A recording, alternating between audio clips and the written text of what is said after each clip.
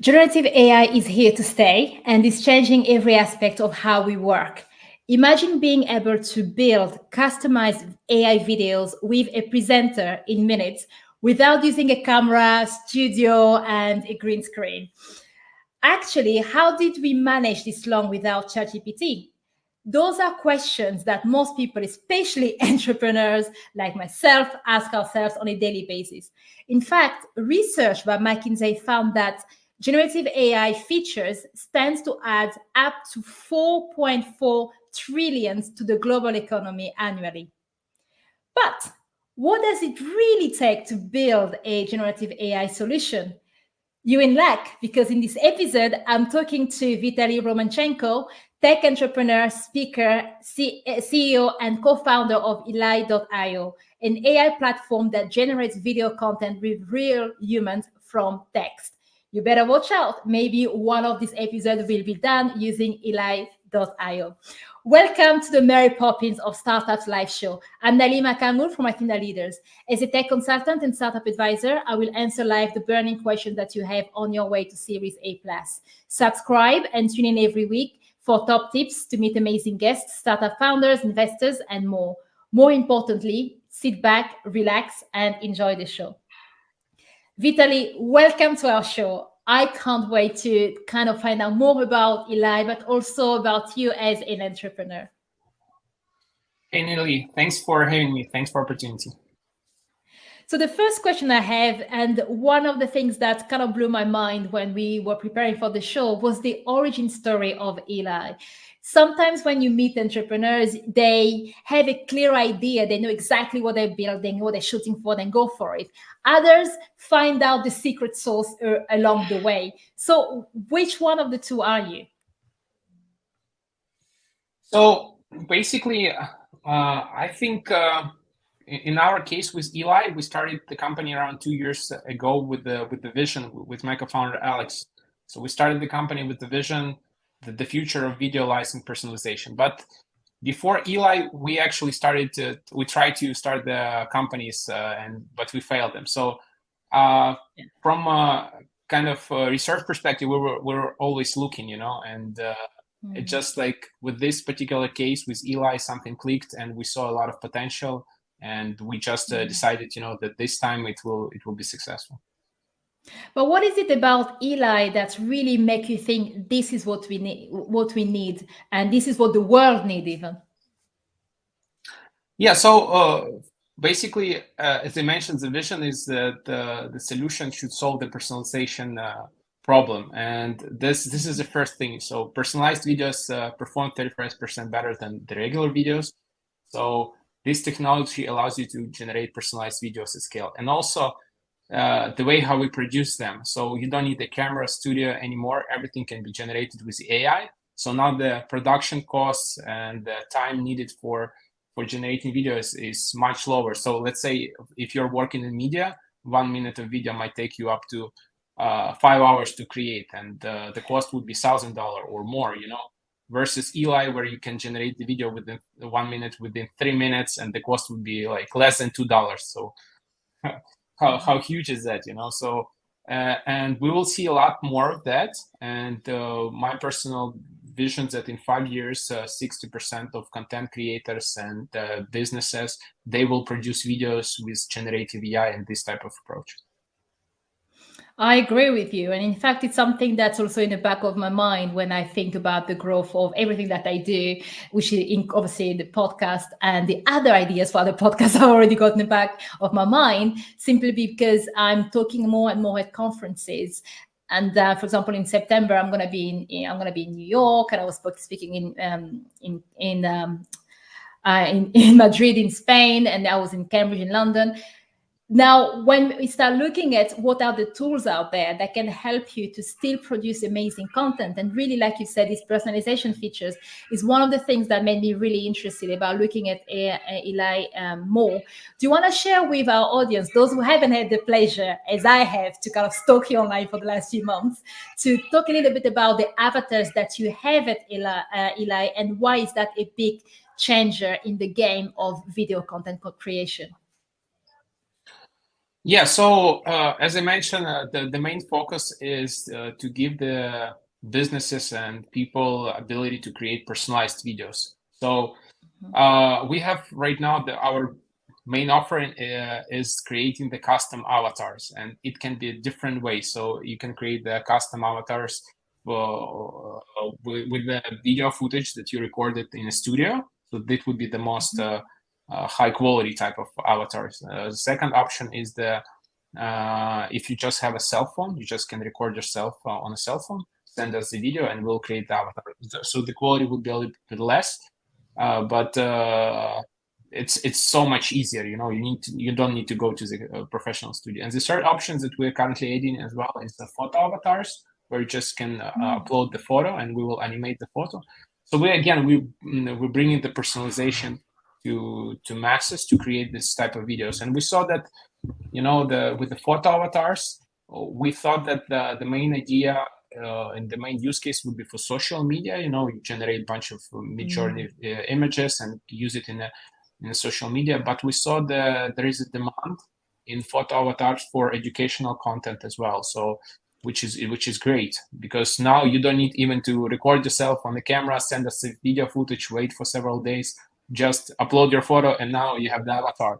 The quality of the photo avatar is not that great in the video avatar, but still, it's for a lot of people, it's great. And using our voice cloning features as well, now you can have your avatar, you can clone your voice in 28 languages, and now you instantly can produce the content, which is great. All right. So now that you're also introducing the aspect of the voice, so that the avatar will also sound a lot more like me, for example, if I was doing it. Yes, exactly. Yeah. So we have the 70 plus languages, default languages with different voices, but also we're offering the voice cloning as well. And with the latest release, we're now offering the voice cloning in 28 languages. So let's say you send us 5 minutes of your voice recording, we create the voice basically, and now you have the ability to type anything in Spanish, in Arabic, in Ukrainian, and you will sound like in this language, which is just insane. This is just give you ability to reach various markets. Oh gosh, and that will completely change the game, because one thing I've been researching as well, and I guess I'm sure is a use case for many entrepreneurs out there. How do you move your podcast from just being able, especially when you're targeting different market and different languages? So because I split my time between living in Cambridge and living in Madrid, and I'm actually starting to speak in Spain in Spanish. A lot of people say, "Oh, we love your podcast, but it's only in English." I'm like, yes, it does take time to reproduce the same content or similar content in another language and managing a full podcast. Whereas this, with the solution that's being provided by Eli.io, one thing I didn't even know myself was the fact that not only I can create a podcast where is Naily that I will see because of my own avatar, but at the same time will sound like me because the engine has been trained on my voice. And I think that's a game changer. I can actually have a podcast in another language because I will still maintain that connection with my listeners. Yeah, definitely. This is very important. I think overall, the main challenge for us is basically several components. So language, definitely you should have your own language, and also you should look and express yourself on the generated video. So this is another challenge, from video perspective, how we can create the avatars that are more expressive, more emotional.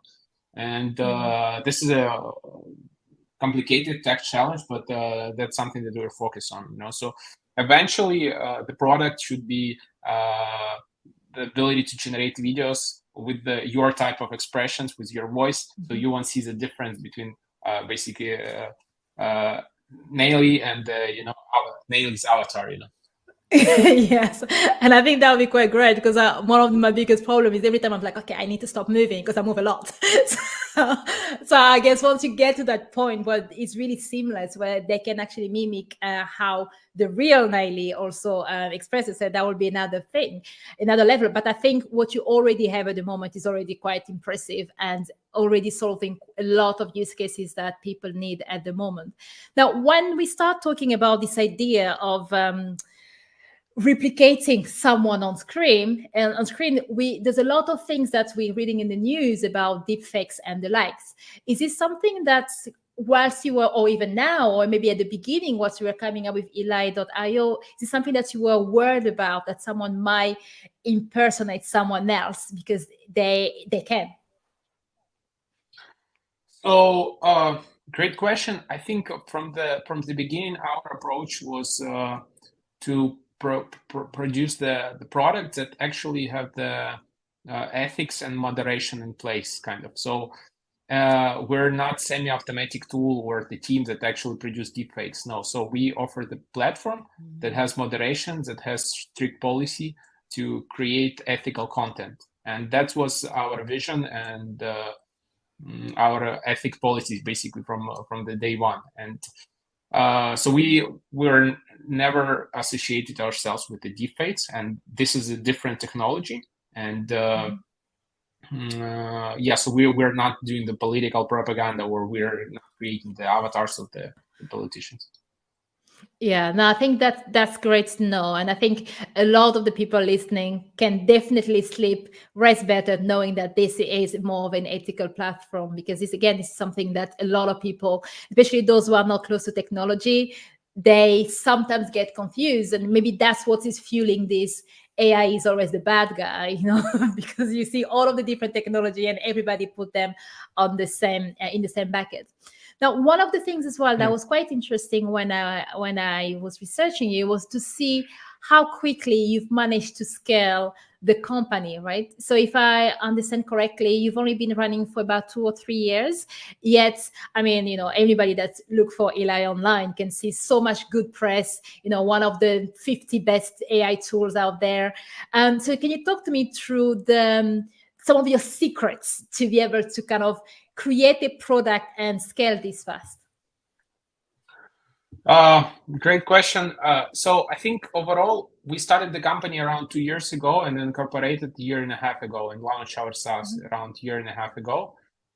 And we were growing quite fast. We're still quite a young team. We have 30 plus people right now.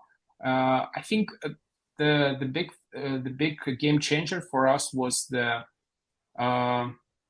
ability to execute. So also we're from Ukraine. I have Ukrainian roots, and we started the company basically 2 weeks before the war, and we had a lot of challenges, but we decided that we will be dedicated, and we will execute, because first we have obligations for our country, for our employees, for our team members, to support them, and no matter what, we will succeed. So that was our mindset as an early stage startup. I think this is something that helped us a lot, and we were quite good in terms of execution. And in a year and a half, we were able to build one of the most advanced product on the market. And yeah, so execution matters, and testing the hypothesis fast matters. So some people say that there are no wrong decision. You just need to make decision fast. And this is definitely an approach that we're using. We even have like allied principles kind of document. So it's very strict. It looks like we're at the war. But that's something that's part of our philosophy. And because we don't have a lot of like a backup, we back on ourselves basically. Okay, so you are bootstrapping at the moment, right?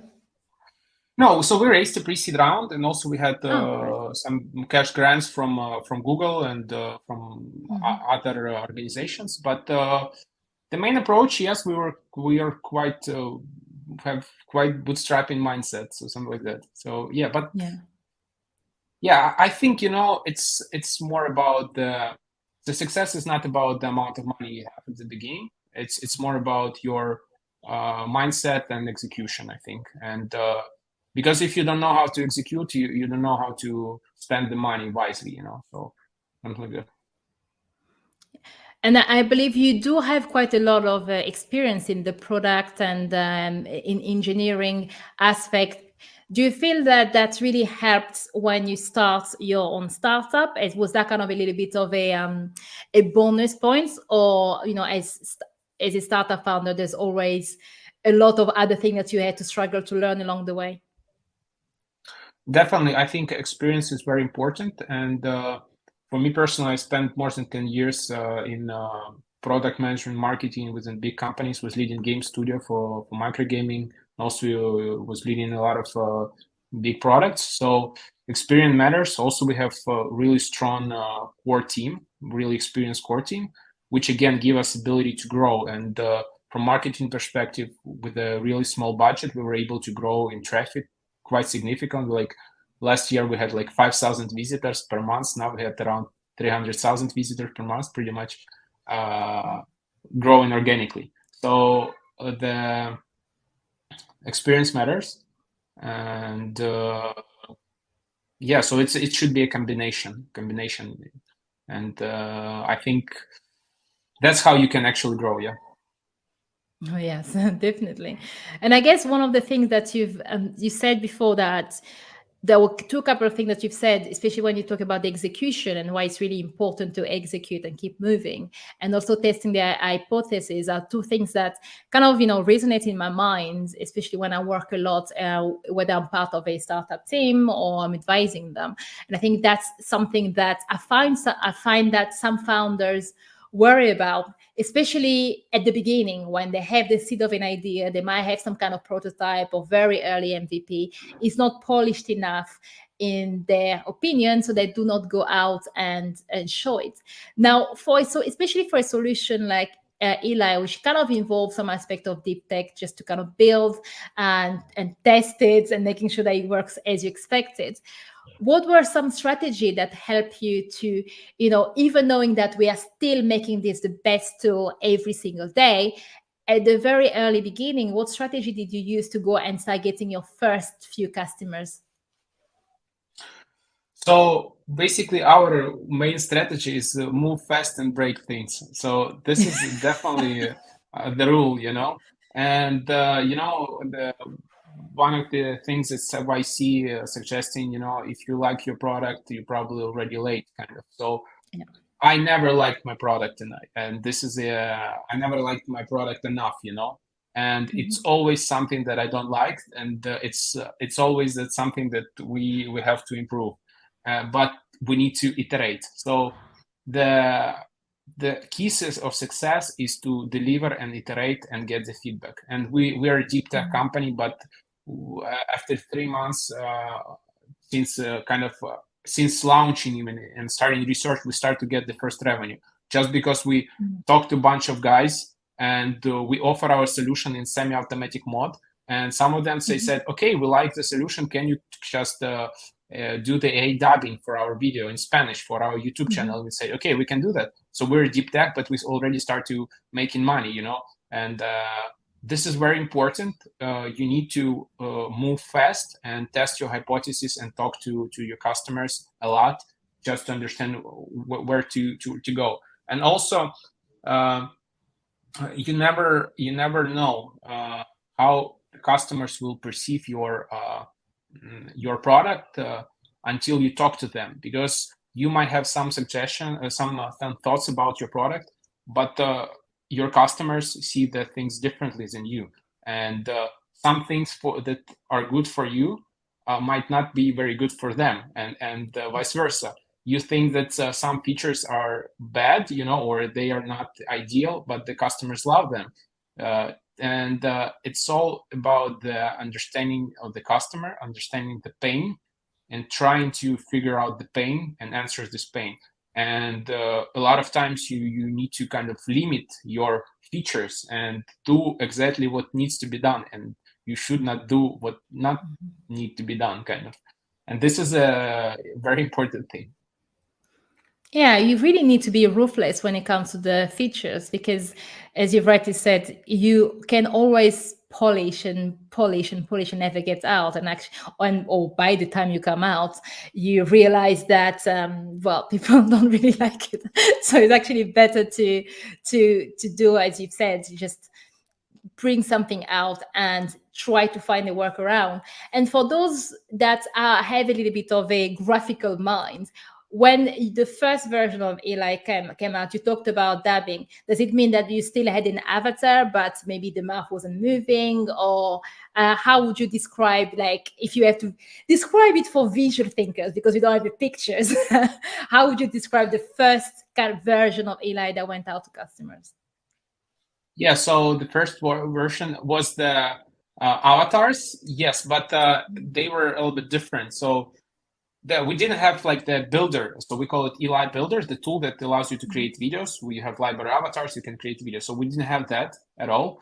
We just had the technology that allows you to lip sync, or the beginning of the technology that allows you to lip sync the audio track to the video. And on the video of our first customers, they have like a short YouTube videos where the person was doing doing the daily tips on health, something like that, as far as I remember. And she was saying that every day in English, and we did it like the AI dubbing, where we basically processed this video into Spanish, and now she was speaking the same message, the same video, but in Spanish, with lip syncing. So this was the first iteration, and also then we did some things with the presentations, but still we didn't have the tool, that allows people to do that.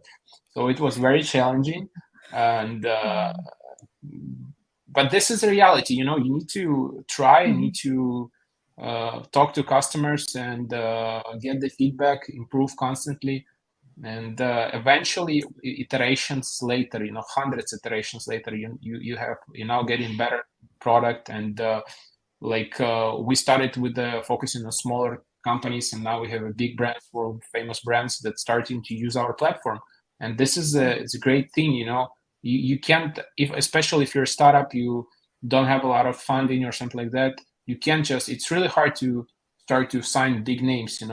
It's only through iterations, and you can't build great product just in one day. So it's impossible. So you just need to understand that you're playing in long, and you need to move fast and be better every day. So for us, the main thing, the main metric of success is if we are better than yesterday. If our solution is better than yesterday, it means that we're in the right track, and it means that we understand our product market fit, we understand who are our customers, and if we're delivering a better solution every day, it means that we will have customers, because we're kind of closing their pain, if it makes sense. Yeah, completely. And first of all, congratulations. Congratulations for getting to the big game league. Because as you said, it took a lot of hours, time and effort. But one thing I really want to emphasize about what you said is like really, really scream it even louder. The metrics is really about, are we better than what we were, or is our product better today than it was yesterday? And one of the reasons why this is actually a fantastic thing to say is, again, when I work with startups, or even have discussion with startups, sometimes they come to me because they have an idea, they still at the exploratory stage, or maybe they're just about started. But one question I get time and time again is this a viable business solution? Is this going to solve a problem in the market? Well, I do say that I'm the Mary Poppins of startups, but there is a limitation to my skill set. And if anybody out there can tell you that your product will succeed exactly as you've thought about it from day one, then they're probably lying to you. And as you said, even when you were talking about how you came up with Eli, you had an idea, but you and your teammates work and fine-tune that, speak to people, and really believe in what you're doing, but at the same time as well, continue to refine it day by day. So definitely, thank you very much for sharing that strong message for other entrepreneurs out there to know that it's a journey, and it's not something that you just wake up and you have the perfect solution, because you're still building it day by day. Definitely. Ideas worth nothing, execution matters, and eventually the product matters. So you can start with ideas, but at some point your product will need to meet the needs of the people, the customers, whether it's service or a product. So, and eventually it will change. And so it's very important to test your ideas, and put it into work. Brilliant.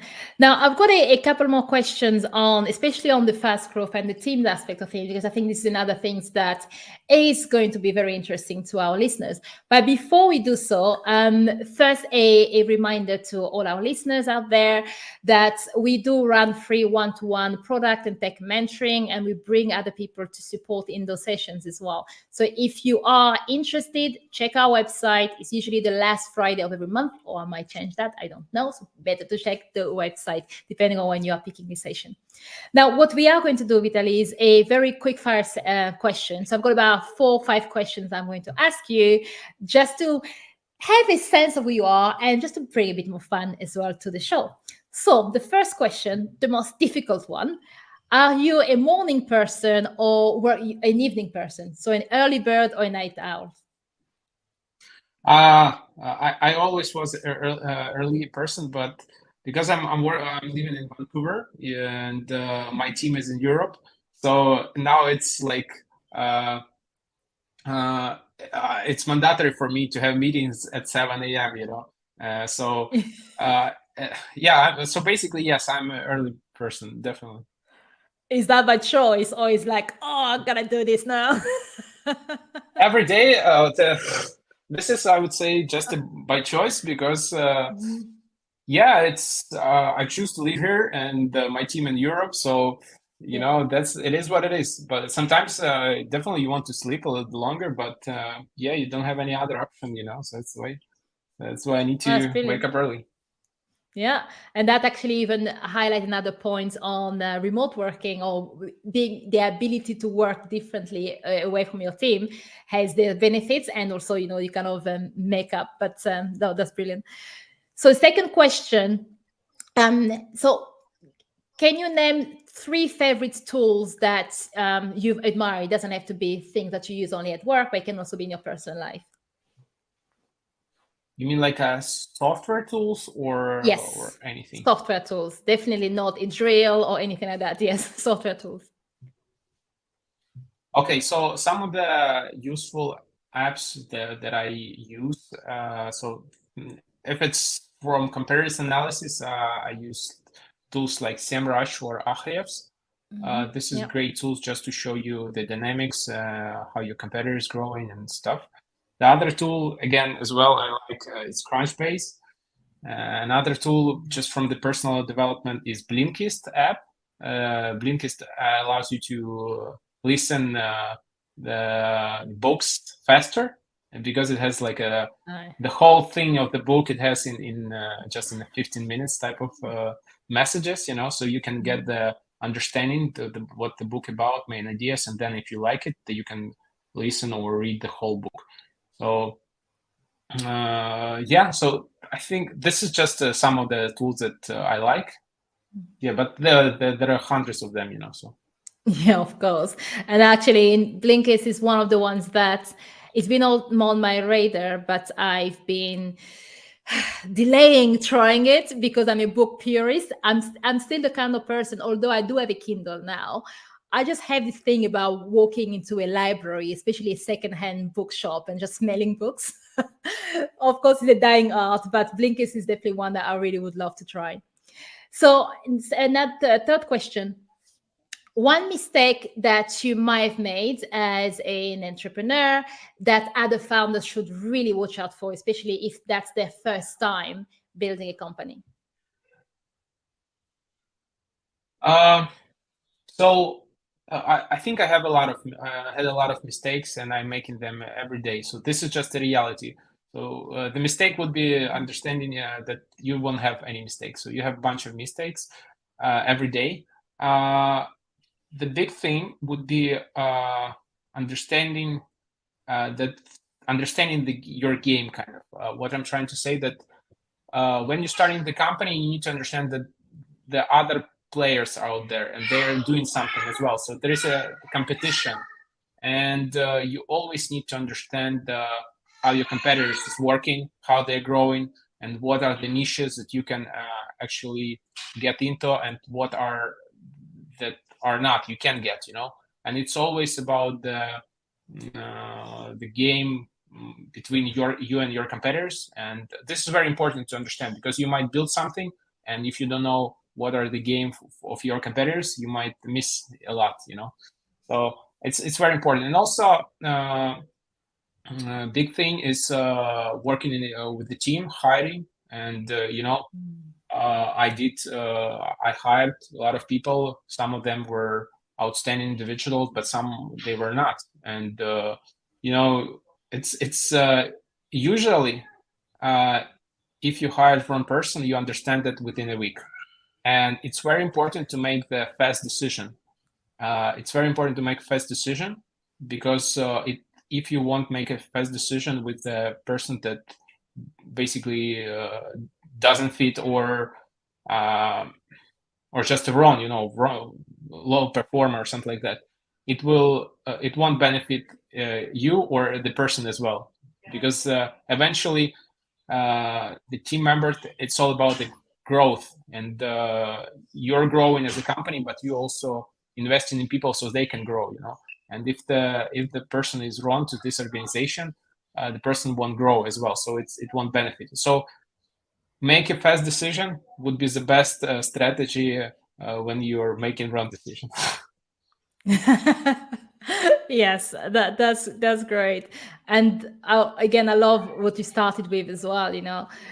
Just just know that you're gonna make mistake every day. It's part of being an entrepreneur, and I can definitely resonate with that. You're quite right on that. So the last question of the quickfire round, and that one is actually very interesting. The best day of your professional life.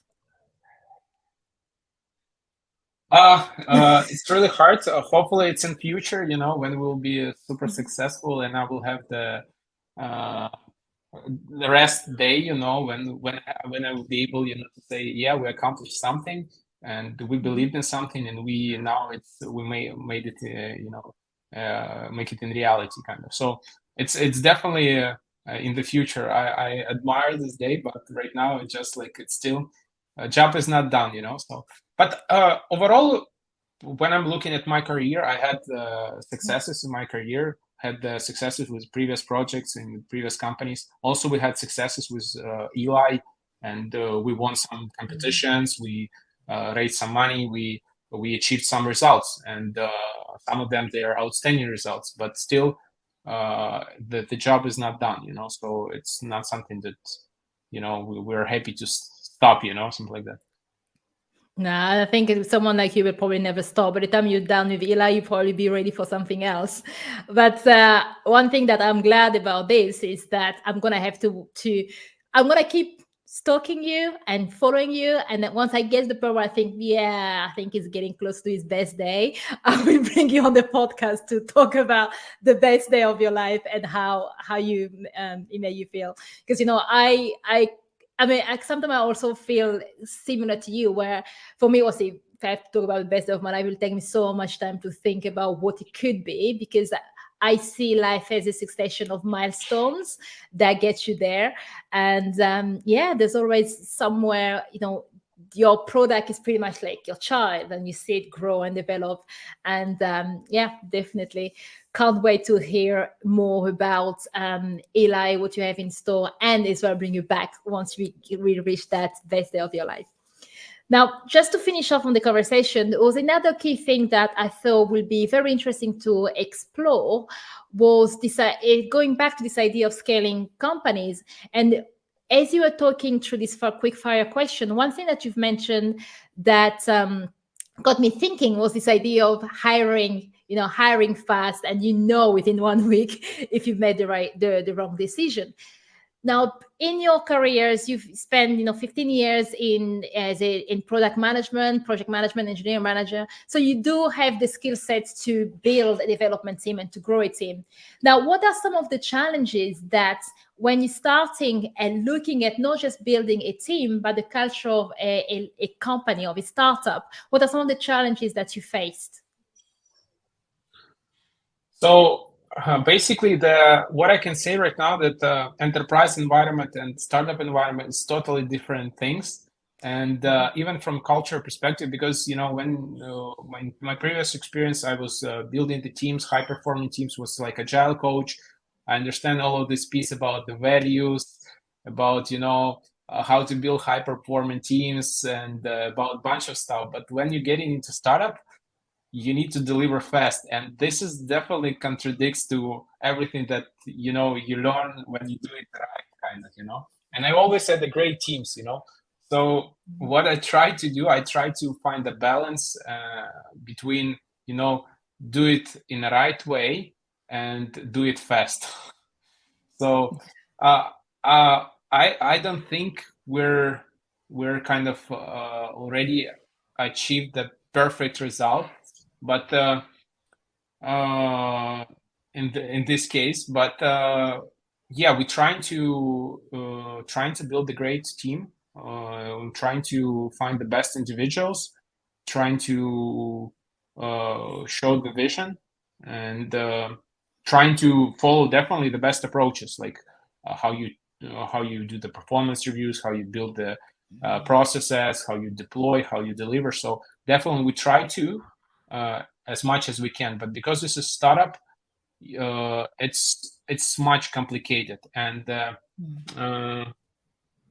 basically the pace of delivery is much different, and the stress as well. So if you're working enterprise, the same size of team, they would probably deliver like X7 less than you can deliver with a startup, just because it's a startup. It's much more focused, and so something like that. You need to find the balance. It can be, we don't believe in overtime, so our team, we don't have overtime, but we work hard, and this is the focus, and we try to be the best versions of ourselves. But yeah, but it's totally different than enterprise. Yeah, and it's sometimes in a startup it feels like you kind of have to drive and fixing the car as you are driving, because sometimes you can stop to do some fixes that are very important to be able to continue, but other times you can't really stop as much, and there's a lot of change of direction compared to enterprise in larger companies. First, they have more people, the departments are more defined, but more importantly, they already have a product that's mature and more stable, and they might not need to do as many changes, fixes, new features, even more so than when it comes to startups. Yeah, definitely. So the biggest thing for a startup is kind of how fast you go into the market, fast to market. So you need to, the only way how you can survive or beat the bigger guys, you need to deliver fast and faster than your competitors, and get the better product faster to the customers and get the feedback faster. So this is the main focus for your startup. When you're growing, when you start to getting bigger, then your focus can change, and you invest in the long-term kind of results. You're building the team in a different way. But when you're a startup, the only way how you can survive, you need to put a war mode, and you basically need to deliver fast, also keeping the team. And so you need to be the leader who is a serving leader, but also you need to work and show the example. You just can't sit somewhere and saying I'm doing the business, and you guys deliver. So it's your work ethics should be the same, and you should motivate and showing and bring the results. And a lot of times when you're a startup, maybe you're the only person who has a lot of expertise in certain area, and the other people don't, and you need to teach people, and you need to share your experience, build up people, and this is complicated. Definitely, this is highly complicated things to do, but when you start up, you don't have any other option. You need to succeed, and that's the only option you have. Yeah, and when I speak to entrepreneurs who say that, for example, I'm running them, they're building a product, but they don't want to do any kind of marketing on their product because they don't want to be the face of the company, or they don't have a marketing department and they don't know how to do that. And it's kind of tough because, as you said, when you're in a startup, if you're the only one there, or if the team is small, as the leader of the company, you pick up the slack and just keep moving until you can bring the people. And you also need to find a way to keep moving, hit your own targets, but at the same time also upscale the team so that you can actually have a positive culture where people are coming because they know that we're working on an amazing product, we have great leadership, and we are also growing as individual within a startup.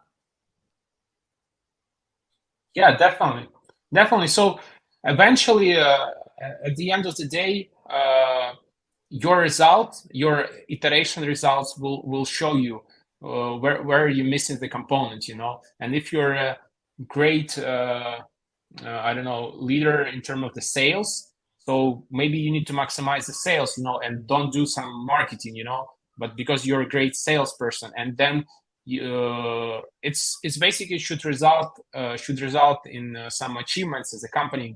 Company should grow, and if you don't have growth, probably you do something wrong. So you need just to figure this out. So there is no silver bullet, basically. So it all depends on the growth, and if you're doing something wrong, so then you need to adjust. And basically the beauty of the building the company is doing something right and not doing something wrong, So it's very important about the focus as well, because if you have 3 people, you only can have focus for just small pieces, and you can't do everything, So you need to maximize something that you are good at, And if you don't know how to do, I don't know, I don't do the software development. Let other guys do the software development. I will do something that I know. And if I'm good at sales, which is I'm not a great salesperson. That's why we have sales person, but sales team and sales lead. But when we didn't have any, so I was salesperson. So it's just like you just need to succeed, and that's it.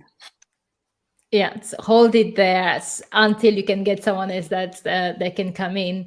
Yeah, but then again, the prioritization aspect that you've mentioned, what are your strengths as a team, and where are people going, and play to their strengths, and just kind of being the glue that moves the bit between. And I guess for me, this is the part of entrepreneurship and the part of working at startups that I love the most, because I've got varied skill sets from, because I used to be a software engineer myself, well, I still am technically. And I went into leadership world, and I work a lot with processes, and now I do leadership and public speaking.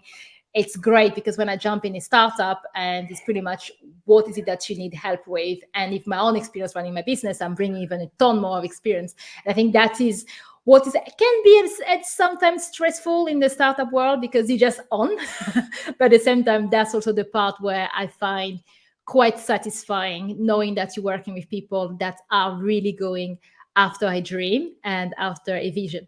Now, talking about dreams and vision, what is the future for Eli? So, I'm a big fan of Peter Thiel's approach from 0 to 1, and eventually we're the company, we want to be a leader in our own category. And I think we always had the vision, to innovate, and the only way how you can win, you need to innovate. You can't just replicate your competitors, because you will always be a step behind. So you definitely need to look towards being the leader in your category, or define the new category. That's how you can exponentially grow. So for us, the final goal would be to be the leader in category.